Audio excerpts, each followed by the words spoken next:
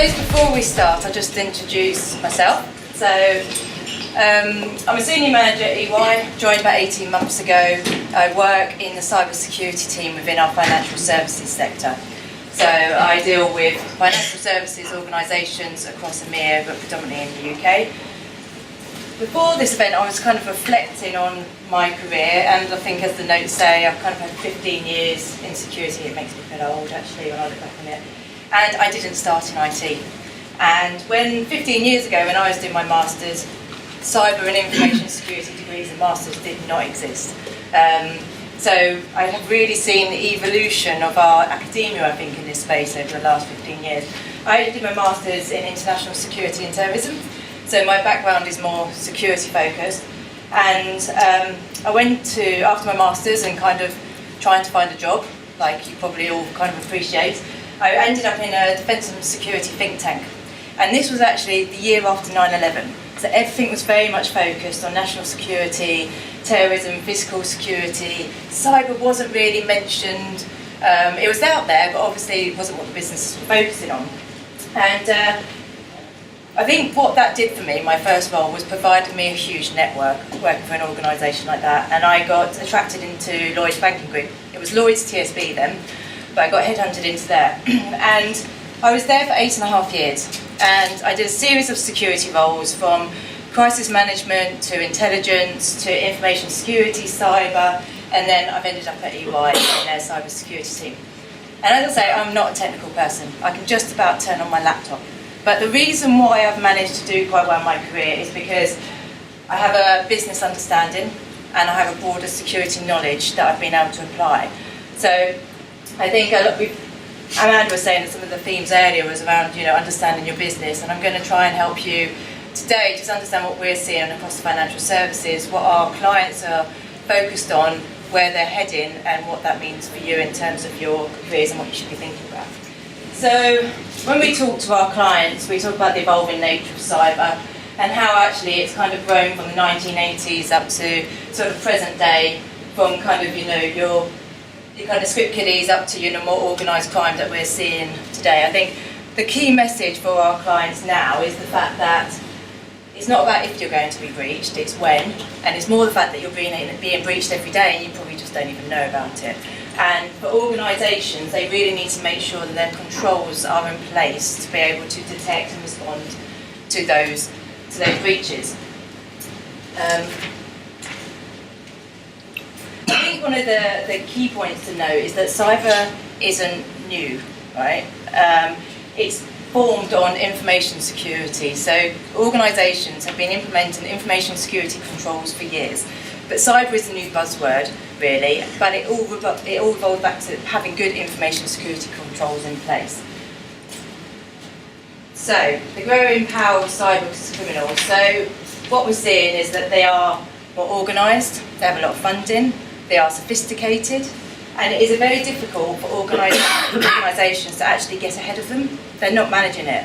Organisations, especially across financial services, who are actually probably more leading in this space, are still dealing with legacy control issues from IT rather than necessarily thinking more proactively about how they identify and detect sort of cyber breaches. But I wanted to just put something out there to you all, ask you something, wake you up after lunch.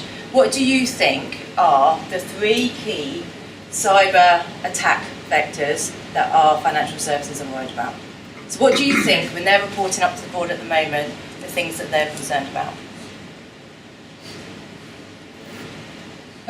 Social engineering? Yeah? Anything else, anyone? Inside influence. Yeah? Anything else? Okay.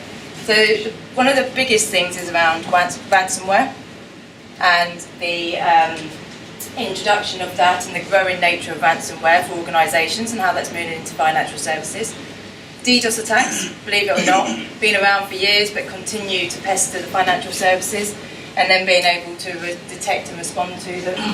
And then incidents like the Swift Bangladesh incident that occurred and around payment systems. That's a key focus for the financial services. And it's things like that and understanding what's going on with the threat vectors, which is key to understanding our clients, and when you look to careers, that's the kind of information you need to be thinking about. As I say, most of our work is about helping them to actually improve their control environment, because attackers are taking advantage of vulnerabilities, and that isn't just from a technology perspective, that's from a people and process. You mentioned around Insider and around the controls around that.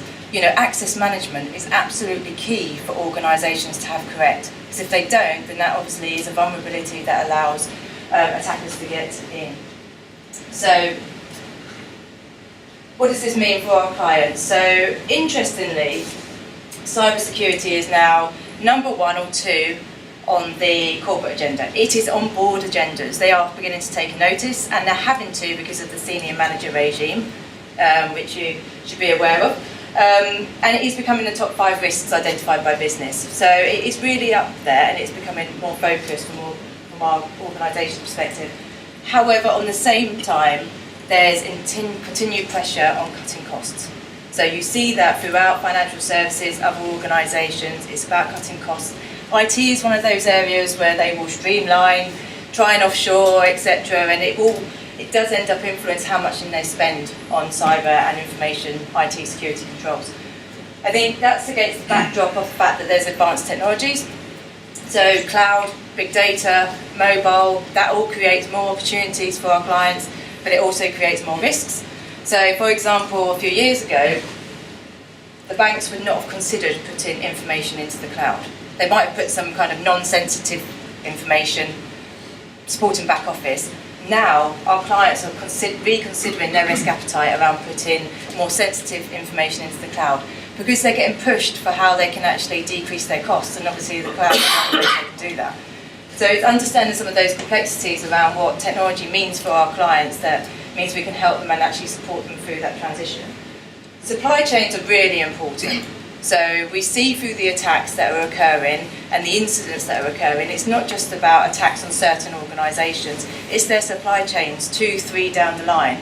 And it's not just okay to know your suppliers, you have to know your suppliers' suppliers. You have to know your supply chain end to end. And this is an area that organisations are really struggling with, to get that sense of what is actually their complete supply chain and where actually the vulnerabilities in that supply chain can chip them up. I think the backdrop of all of that is the regulatory focus. So with my clients that I work with in the financial services, the regulatory focus and pressure on them is huge. One of my clients only the other day was talking to the FCA and the PRA around cyber and talking to them about their cyber change programme, and the interest in how our banks are securing our customers' data is really, really high at the moment. And that has increased globally with incidents like SWIFT and the Bangladesh. What we've seen is an increase in regulatory interest across the Asia-Pac region, across MENA. So you will see the regulatory response and pressure increase as we continue to see more kind of globally advertised attacks like SWIFT. And as I say, there's no organisation is able to match some of the buying power and the financial power that our attackers have and the sophistication. And even though I see a lot of clients having aspirations to be more proactive, putting in tooling and processes to be able to identify and detect, they are still having to deal with control issues from a legacy perspective, like access management and things like that. Some of the basics that you would expect organisations to have in place. So when we talk about cyber, it isn't just about having the best kind of proactive SOCs out there that are kind of, monitoring the kill chain. It's actually being able to have some of your basic controls in place. So from a client perspective, what do they need to focus on? And I think this is quite key. One of the key messages around what we give to our clients at the moment is you cannot afford, or you can't afford to protect everything. When you think about their estates, their assets, their information, they cannot afford to protect everything, nor can they actually do that. They have to understand what is critical to them, what is their crown jewels, and therefore what do they put their money into. That's really, really key. And their information security cyber strategy needs to be based on that, not technology. The amount of clients I've seen where they go and buy bits of kit because IT security specialist thinks it's really good, and actually it's not achieving what it wants to achieve because they haven't got the processes in place, it's not focused on the right thing. It needs to be a broad information cyber strategy based on your critical assets. they have to also assume that breaches are going to occur. They can't not. They can't stop them. They have to accept them, but they have to do their best to identify and detect them. And they improve their processes to do that and their tooling to do that. I think the biggest thing for our clients is making sure they have it on the board agenda and that the security and that the board is taking it to the right sort of high level priority really. I think also making sure it's everyone's responsibility. I think you would see nowadays that it's no longer about cyber being an IT thing. It is a business issue, a business control, as well as IT. Business and IT need to work collectively to make sure that it's secure.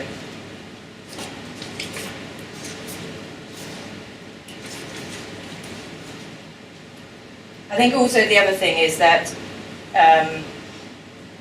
what we're seeing is trying not to decompartmentalise things too much. So you have cyber IT security and security controls, but you also have information security foundational controls, the business controls about making sure that they're doing the right things with their information, they're classifying information.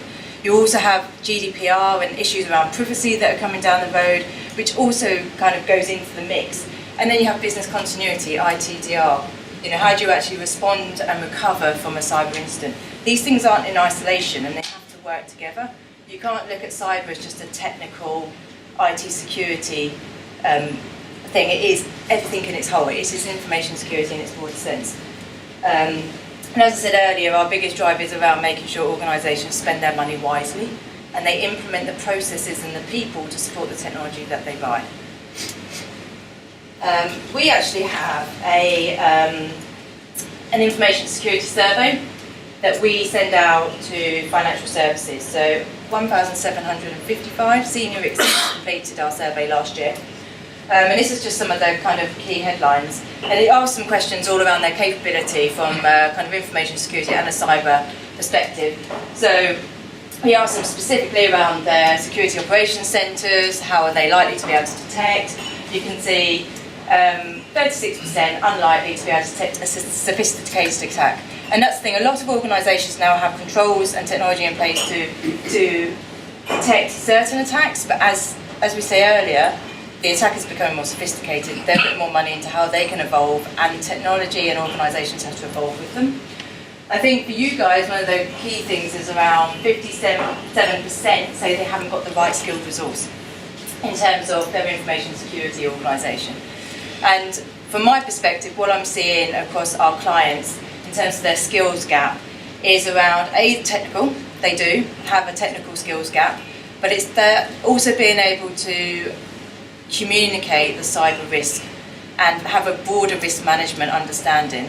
I think talking to some of our clients, those people who can actually, the people worth in gold are those who are technical but can also talk about it in a layman's way that people can understand. If you talk in a technical way to some of our senior clients, they just don't understand it, and you need to put it into a way that they understand what the risk is and what it means to them in their business.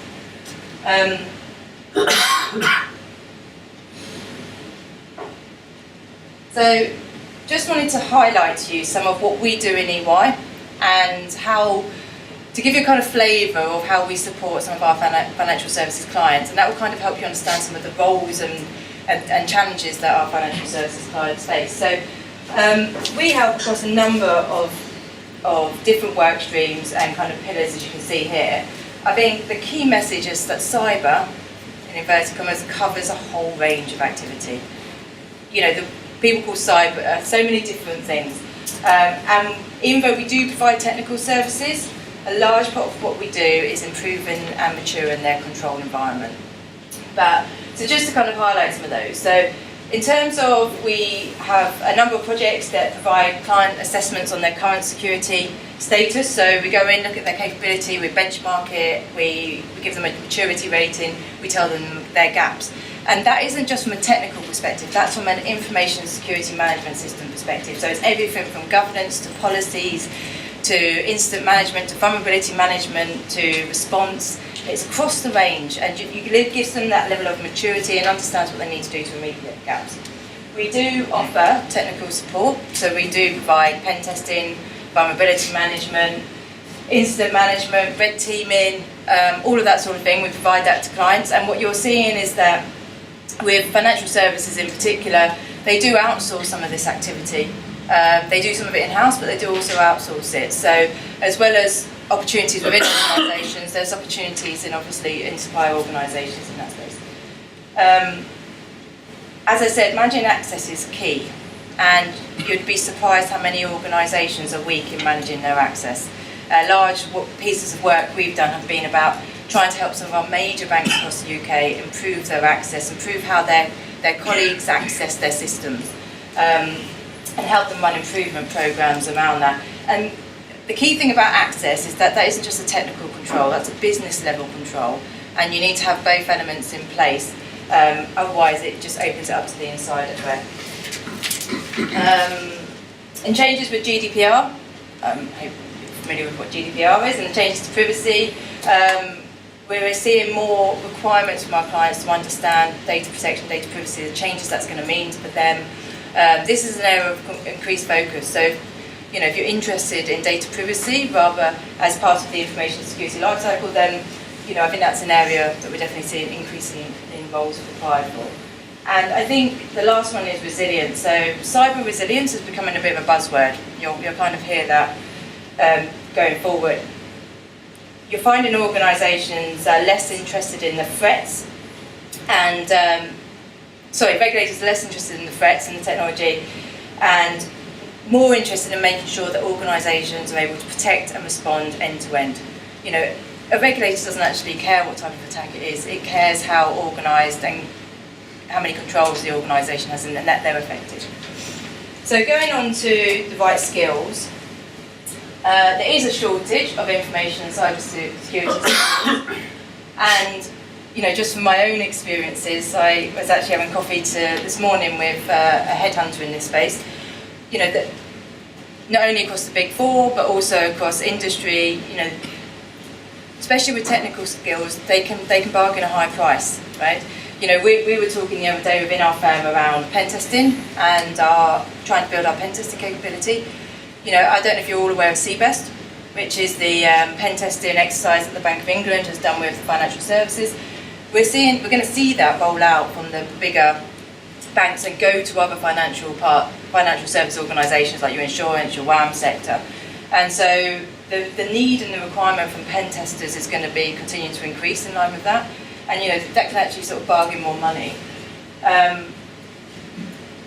Organisations unfortunately need to kind of actually keep people. That's always very difficult in this kind of market. People do move around because there's more opportunity and money elsewhere. And what you should go for is an organisation that allows you that kind of framework to continue to develop your career. Make sure the organisation that you go to is trying to keep their top talent from a security perspective. And I think one of the things that Amanda's going to talk to is having that kind of actual kind of framework and curriculum that we can work to as a industry, because it is lacking that at the moment. So in terms of what you need from a skills perspective, just some reflections on my experience. Technical knowledge is great and required, depending on what roles you want to do, depending on what kind of course you guys are all doing. But it's not the only thing you need, right? You need to understand risk management. You need to understand how businesses, organisations are managing risk. What does operational risk mean for organisations, and how do they identify, articulate risk? That's what I'm seeing is a key part of the requirement now in organisations, being able to articulate the cyber risk. Understand regulation and compliance. Only today I was talking to one of my colleagues about some regulation that's coming up around DDoS and what regulators are doing around that. It's a change in nature, the regulatory space with regards to cyber, and they are continuing to throw sort of new ideas of what they can regulate and what they can review. Incidents like SWIFT obviously increase that pressure, so you need to make sure you're aware of that, because that puts pressure on organisations and that drives where they want to invest their time and money. I mean, we mentioned understand how businesses are organised, and also understand broad control, the broader control framework, right? What is it that organisations need to have in place? Things like ISO 27001, that gives you the whole sense of what an organisation should have from a control perspective. Understand that, understand what businesses are focusing on. And that comes to kind of broader information security knowledge. It's not just about understanding what the technical control is, it's understanding what policies they need to have in place. And get on the resilience wagon, I would say, because that's where some of the changes are happening in the industry. There's a lot of talk around resilience. I think one of the things I would highlight is the amount of people I've worked, like I say, I'm not technical, and the amount of people I've worked with who have been technical and have been able to communicate is quite astonishing, really. And I see that in some of my clients when I talk to key senior people in their IT security functions, where they're not able to actually articulate what it is they're trying to say from a cyber risk perspective. And I think you really need to be able to communicate. You need to simplify cyber and the technical part behind it to make it understandable for people. You need to be able to research and write. I think I've made my career on being able to write well. And I think collaboration is key. Ultimately, anything in this space, all the organisation I've worked with, whether it's been within industry or as part of VY, working for my clients, it is hard, it is fast, it's under pressure, and there is a lot of pressure internally to drive results. And so, expect a fast-paced career if you go into cybersecurity in any of these organisations.